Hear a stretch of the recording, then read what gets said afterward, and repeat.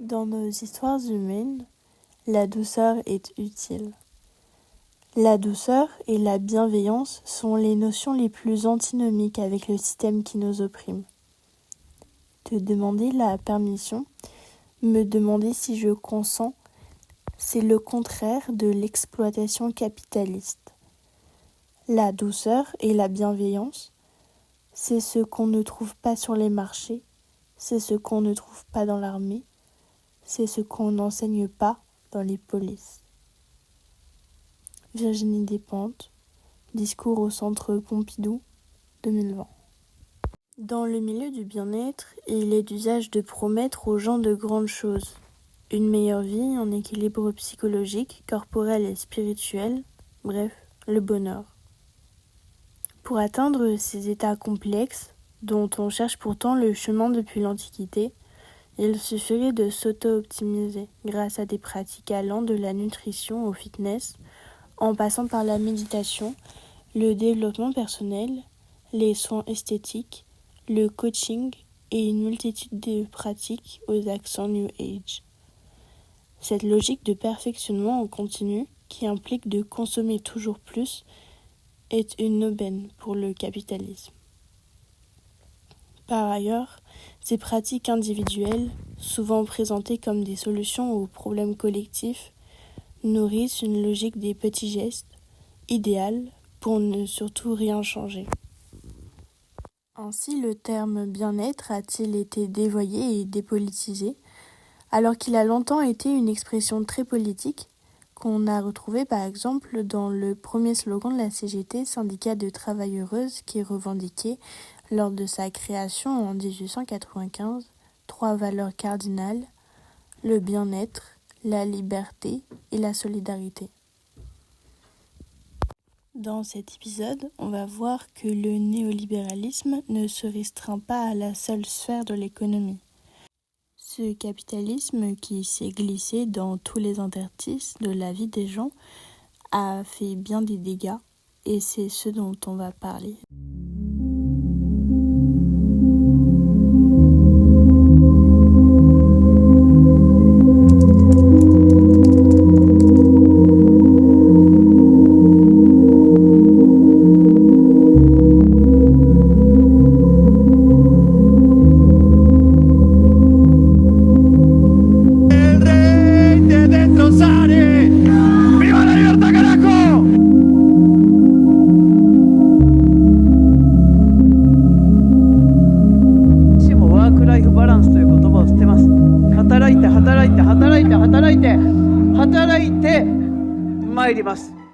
Ça me paraît d'abord primordial de rappeler ce qu'est le capitalisme afin de traiter ce qu'il a eu comme impact sur le vivant. Le capitalisme, c'est un régime économique et juridique d'une société, de nos sociétés contemporaines, dans laquelle les moyens de production n'appartiennent pas à ceux qui les mettent en œuvre. Le capitalisme est fondé sur l'entreprise privée, la liberté des échanges, le pouvoir des actionnaires, la recherche de profit, l'accumulation du capital, et pour résumer, un régime économique et juridique d'une société dans laquelle les moyens de production n'appartiennent pas à ceux qui les mettent en œuvre. Pour le marxisme, le capitalisme est un système politique, économique et social dont le principe fondamental est la recherche systématique de plus-value obtenue grâce à l'exploitation des travailleurs par les propriétaires des moyens de production et de distribution. Leur but est de transformer la plus grande partie possible de ces plus-values en capital supplémentaire qui engendrera à son tour davantage de plus-value. On va être en droit de se demander comment le capitalisme, en cherchant à dominer et rentabiliser le monde vivant que je vais définir juste après, a pu contribuer à sa dégradation, voire à sa destruction. Et quelles nouvelles formes de solidarité et de révolte vont émerger aujourd'hui pour tenter de le préserver.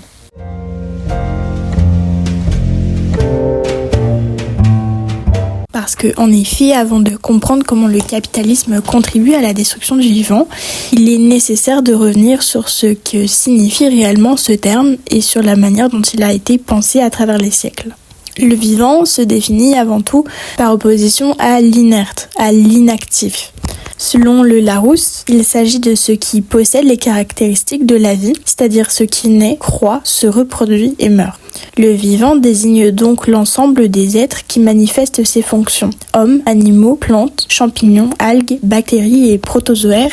Les protozoaires, ce sont des organismes unicellulaires animaux. On partage tous une organisation cellulaire qui nous permet d'échanger de l'énergie et de la matière avec notre environnement. Depuis l'Antiquité, les philosophes ont tenté de comprendre ce qui distinguait le vivant du non-vivant. Aristote, au IVe siècle avant Jésus-Christ déjà, affirmait que tout être vivant était animé par une âme. Il distinguait l'âme végétative, propre aux plantes, l'âme sensitive, propre aux animaux, et l'âme rationnelle, propre à l'homme. Des siècles plus tard, au XVIIe siècle, René Descartes a proposé une vision radicalement différente avec sa théorie du mécanisme. Pour lui, les phénomènes du vivant peuvent être expliqués par des causes purement physiques. L'animal devient alors une sorte de machine, dénuée de conscience et de pensée, où seul l'homme posséderait une âme pensante. C'est une conception fondée sur la séparation entre l'esprit et le corps, qui va vraiment marquer la vision occidentale du vivant et qui va préparer le terrain à une approche utilitaire de la nature. Malgré tout, on va avoir des penseurs qui vont s'élever contre cette vision mécaniste. Bichat, par exemple,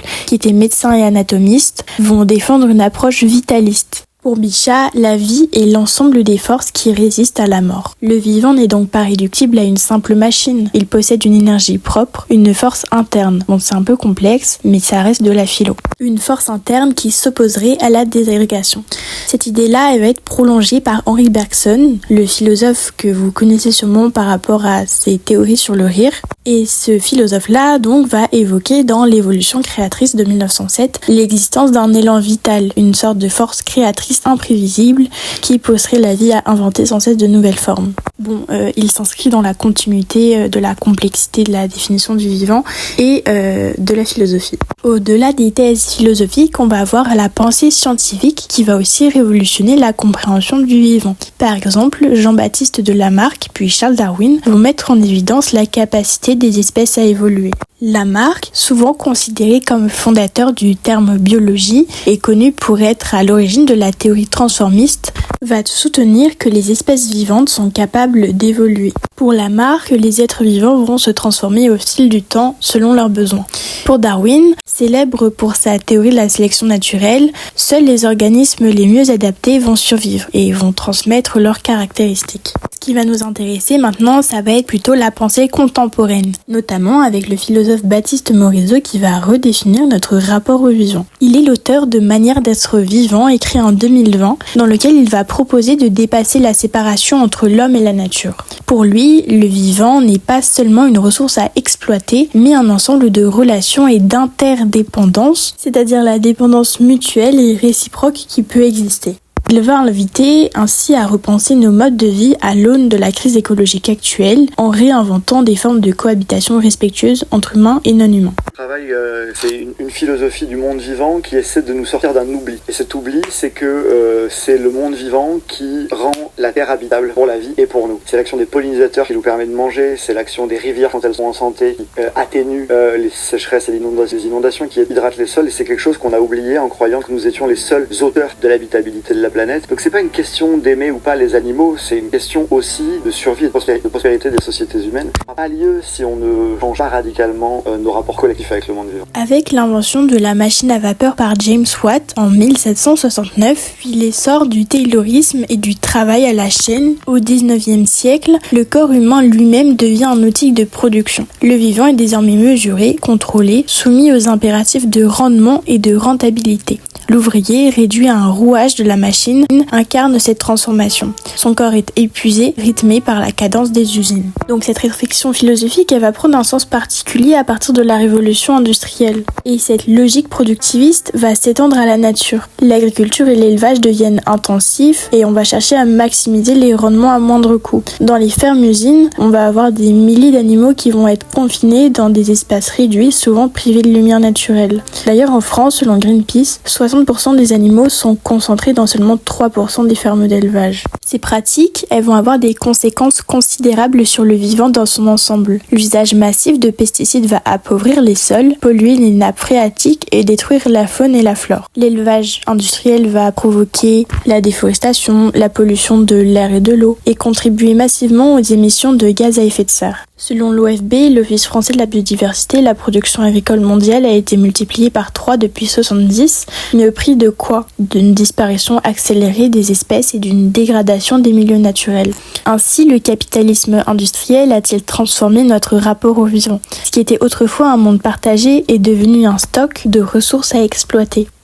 Cette logique extractiviste, fondée sur la croissance infinie, entre désormais en contradiction avec les limites du monde vivant. Il y a une célèbre maxime qui dit « Dieu se rit des hommes qui déplorent les effets dont ils chérissent les causes ». C'était Bossuet qui disait ça. Ainsi, on ne peut déplorer l'érosion de la biodiversité et la catastrophe climatique sans remettre en question ce qui en est à l'origine, le capitalisme. Baptiste Morisot, qui est donc philosophe, va parler de bataille culturelle. Il va nous inviter à passer de la passion triste et de l'affect de haine, selon Spinoza, de l'indignation, nécessaire première étape, à celui de la joie de lutter pour l'habitabilité de la terre.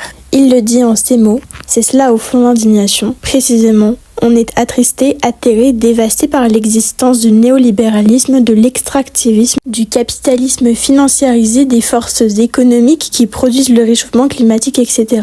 Mais c'est là un carburant pour les luttes extrêmement puissants. L'engagement ne vole pas loin, il ne vole pas longtemps si on lutte seulement contre. Il faut lutter aussi pour, mais pourquoi? Et ensuite Morisot, il va nous inviter à être vivants, être de ce monde, à partager avec les autres vivants une communauté de destin et une vulnérabilité mutuelle. Tout cela ne fait pas partie de notre conception culturelle de nous-mêmes, mais on en a besoin. Parce qu'en réalité, un auteur comme Morisot nous invite à nous relier au vivant, non pas naïvement, sans autre but que celui simplement de penser en iceberg ou habiter en oiseau, mais à la suite de Descola dans celui de dépasser le clivage nature-culture. En effet, dans cette division habituelle, préserver la nature est devenu presque un privilège du capitalisme, le tourisme vert, les parcs naturels, qui vise alors à un simple émerveillement bourgeois. Il s'agit alors, selon Morisot, de désincarcérer l'affect de l'émerveillement de sa caricature comme une émotion strictement esthétique, bourgeoise, désintéressée ou enfantine, inconsciente de la conflictualité du monde. Pour ce faire, l'enjeu est de restituer leur prodige aux autres formes de vie, mais ensuite de politiser l'émerveillement, d'en faire le vecteur de lutte concrète pour défendre le tissu du vivant contre tout ce qui le dévitalise, à savoir essentiellement un système économique extractiviste et néolibéral. Morisot nous invite à nous relier au vivant pour le défendre et donc nous défendre. Il insiste sur notre commune naturalité et notre commune vulnérabilité face au capitalisme. Sa formule en est à la fois la synthèse et le mot d'ordre. Nous sommes le vivant qui se défend. Nous sommes alors sommés d'agir. Il nous encourage à commencer par des luttes précises et territorialisées plutôt que par des prises de position abstraites. Le système capitaliste, l'homme, la mondialisation. C'est un moyen d'activer notre puissance d'agir car comme le déplorait Bourdieu en s'appuyant sur Spinoza, il n'y a pas de force intrinsèque de l'idée vraie. En revanche, il est très bien démontré par Lordon que créer une pluralité d'îlots, d'archipels est la seule manière de retourner le capitalisme. Et s'en tenir là est insuffisant. Donc les luttes locales sont une première dimension, mais celles-ci doivent être coordonnées et permettre de créer un cadre général tel que des lois. De là, l'appel de Morisot à des luttes locales dans le cadre général de défense du vivant où l'on pourrait à sa suite ajouter l'indispensable renversement du capitalisme. Défendre le vivant est aussi une bataille de l'imaginaire, d'autant plus salutaire que celui-ci est colonisé par le capitalisme depuis plusieurs décennies. À ce titre, Alain Damasio, qu'on ne peut taxer de modéré quand il s'agit de critiquer le capitalisme, a bien vu que cette bataille pour renverser le capitalisme se joue désormais dans le lien en vivant. Son œuvre Les Furtifs, évoluant dans l'univers biopunk, comme il le définit lui-même, permet une mise en récit de la force de la formule de Morisot. Nous sommes le vivant qui se défend. En fait, il serait illusoire d'espérer trouver une réponse à la crise écologique sans s'attaquer au mode de production capitaliste qui en est à l'origine.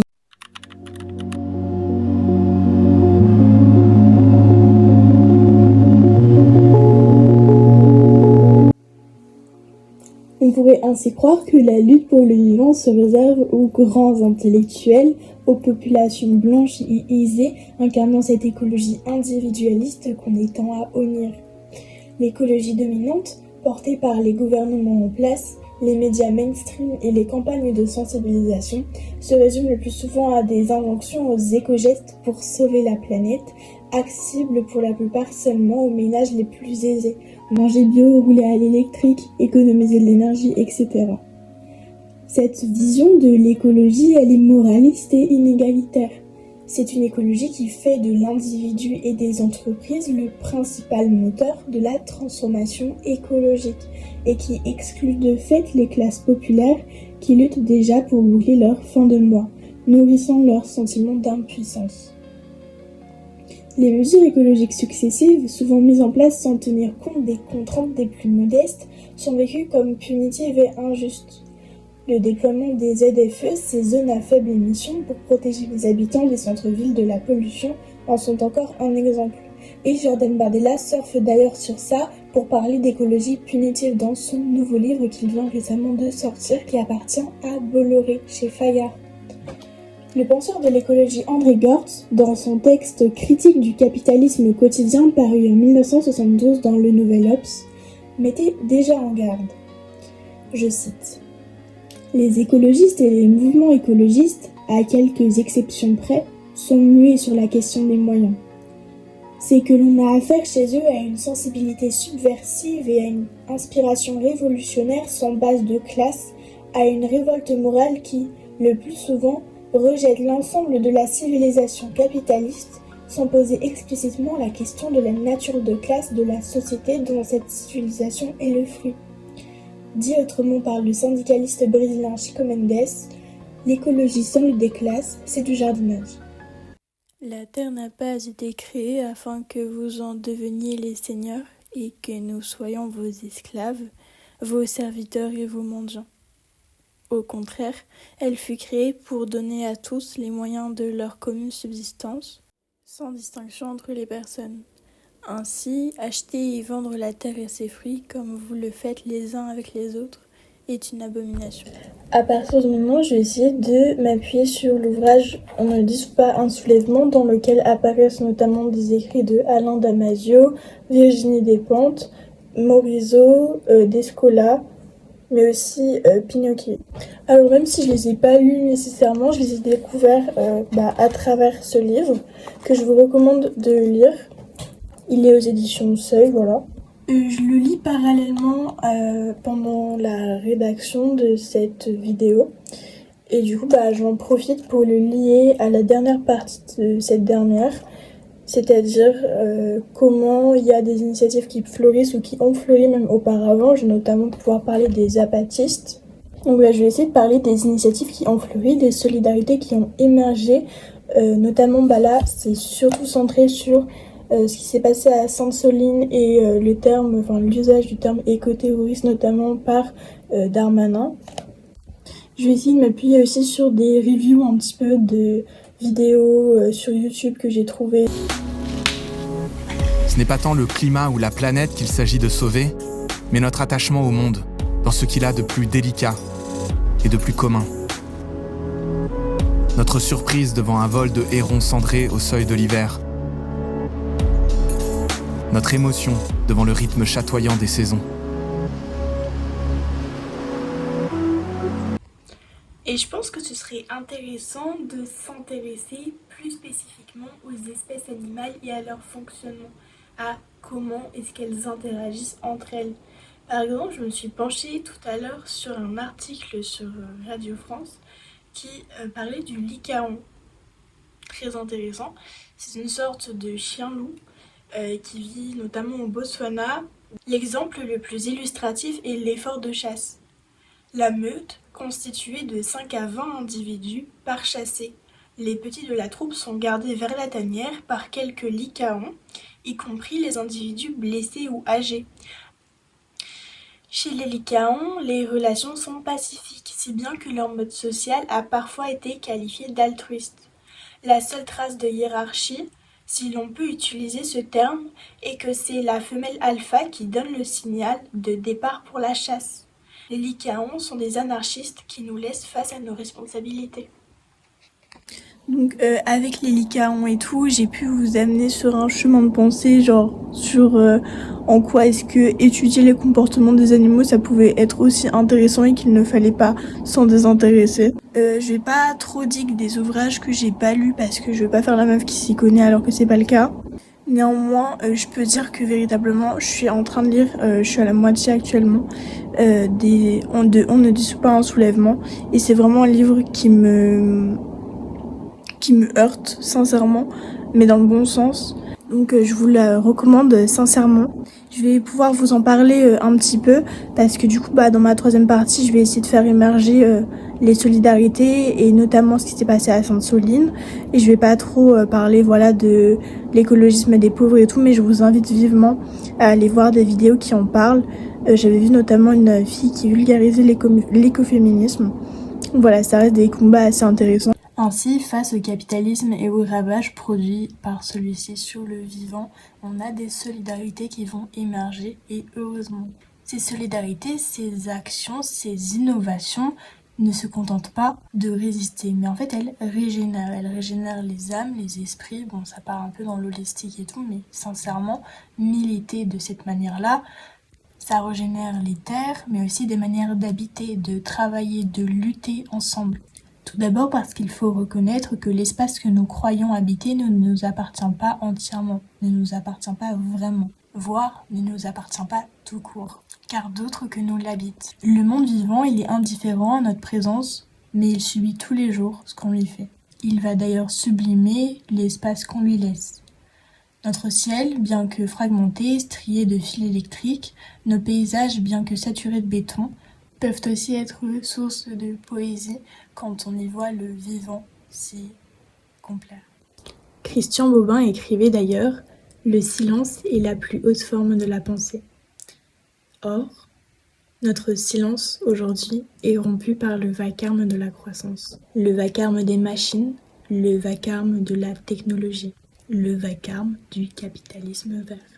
Donc il faut aussi apprendre à réécouter le vivant, et moi-même, il faut que je le réapprenne, parce que je suis née dans un monde où l'on m'a dit que le vivant était une ressource à exploiter, que vivre avec lui sans but utilitariste ne voulait rien dire. Du coup, la question de la terre et du vivant se situe à la croisée de luttes sociales, écologiques et coloniales. Sociale parce qu'il s'agit de réinventer la vie, le travail et la solidarité dans une économie qui épuise les corps autant que les sols et les mers. C'est aussi une question écologique parce que le béton avance et les forêts reculent. Le béton notamment théorisé par Léa Hobson dans Désarmer le béton, qui intervient dans ce bouquin. Les oiseaux disparaissent, comme je l'ai mis au début de la vidéo. C'est un tiers des espèces des milieux agricoles en 30 ans. Les milieux eux-mêmes peuvent tomber malades. Pour Baptiste Morisot, il y a 3 types de maladies. Par incision, déconnexion et simplification. C'est un peu compliqué, mais il est l'auteur de Rendre l'eau à la terre. Sur la planète Terre, une rivière vivante s'entoure de milieux humides qui protègent la vie. Pourtant, nous lui avons pris ces milieux pour déployer nos villes et nos agricultures industrielles. Corsetées, drainées, bétonnées, les rivières ne peuvent plus nous préserver d'un climat déréglé. Face au péril, il est temps de rendre l'eau à la terre pour abreuver les déserts que l'extractivisme nous laisse en héritage. Je sais pas pourquoi je prends une voix de journaliste.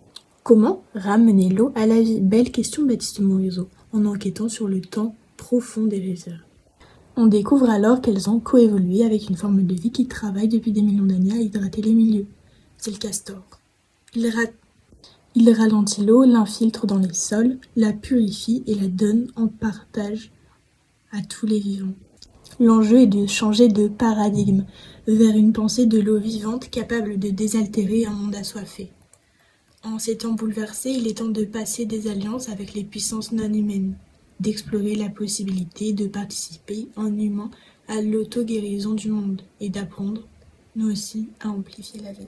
La question de la terre et du vivant, c'est aussi une question coloniale, parce que les anciennes colonies sont les premières à subir les conséquences d'un mode de vie métropolitain et consumériste, alors même que la richesse de l'Occident s'est construite sur le pillage des sols. De l'enclosure anglaise aux accaparements contemporains, l'enclosure, c'est vraiment, pour Karl Marx en tout cas, les prémices du capitalisme. C'est l'accaparement dans les années du Moyen-Âge. Ça consistait à soustraire à l'usage collectif des communautés paysannes des champs et des pâtures pour les réserver à des propriétaires locaux. Du chlordécone aux Antilles à l'exploitation pétrolière, de la financiarisation de l'eau à son entrée en bourse en 2020, le vivant est réduit à une ressource économique. Pourtant, partout, des mouvements ont émergé pour défendre une autre relation à la terre. Les sans-terre au Brésil, les Momo au Kenya, les révoltes paysannes en Inde, les luttes territoriales autonomes jusqu'aux zapatistes du Chiapas, dont la radicalité, la longévité et l'extension géographique rappellent que la terre est la base matérielle de toute autonomie. Une autonomie qui n'est pas celle des modernes, pensée dans le déni des interdépendances, mais une pratique collective qui œuvre à rebours de l'individu atomisé, dissocié du maillage relationnel qui rend son existence possible. Les zapatistes, ils revendiquent d'ailleurs un monde où il y ait de la place pour plusieurs mondes. Pour le vivant, elle montre aussi qu'on peut et qu'on doit parler pour, sans parler à la place de. Il nous faut territorialiser les combats, relier les luttes locales, démultiplier les énergies collectives. C'est ainsi qu'un basculement politique et écologique radical peut s'amorcer. Face à la répression qui isole et individualise, ces mouvements rappellent la nécessité de bases arrières, centrées sur le soin, le commun, la subsistance et parfois sur le sabotage, pas pour détruire le vivant mais pour désarmer le béton et tout ce qui est mortifère pour le vivant. En fait, on croit être libéré de toute dépendance en tant qu'occidentaux, alors même que 20% des territoires indigènes abritent 80% de la biodiversité mondiale. Je vous recommande de lire Texaco. Pendant 20 ans, la compagnie Texaco a exploité l'or noir en Amazonie équatorienne. En 1993, le pétrolier américain a quitté le pays en laissant derrière lui l'une des pires catastrophes écologiques et humaines au monde. Emmené par l'avocat Pablo Fajardo, 30 000 habitants se battent en justice depuis 25 ans pour obtenir réparation. Le capitalisme, vous le savez très bien maintenant, il détruit le vivant parce qu'il repose sur la croissance illimitée. Le capitalisme repose sur la marchandisation de la nature et la domination des écosystèmes. Donc face à cela, il faut s'unir, il faut remailler notre relation à la terre, il faut rendre l'eau à la terre, il faut reconnaître les autres qu'humains comme partenaires d'existence, il faut lutter. Bon, en vrai, je pense que vous l'aviez compris, cette vidéo n'a aucun fil conducteur. Mais voilà, si vous êtes resté jusqu'à la fin, c'est que vous méritez tout mon amour et que sûrement vous l'avez déjà.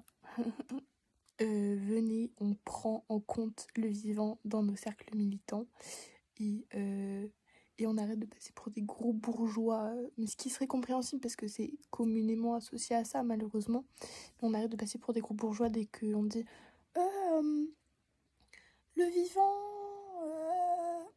à peu près comme ça, tu vois. Donc vraiment, morale de l'histoire, lisez.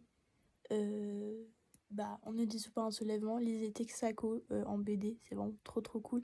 La BD coûte 20 balles mais je peux vous la prêter. Et intéressez-vous aux thèses de Baptiste Morisot et à tous les philosophes pas trop déconnectés d'une réalité comme BHL par exemple. Parce que comme je le mets au tout début de la vidéo, il faut se reconnecter à une sensibilité et à une gentillesse et à une empathie envers tous les non-humains et envers tout le monde en général parce que c'est comme ça qu'on pourra gagner. C'est avec l'amour de Jamal Ouazzani, lisez-le pareil, c'est incroyable. C'est avec l'amour qu'on peut entériner vraiment une révolution, selon moi. Bon voilà, après, notre source, mais c'est ok.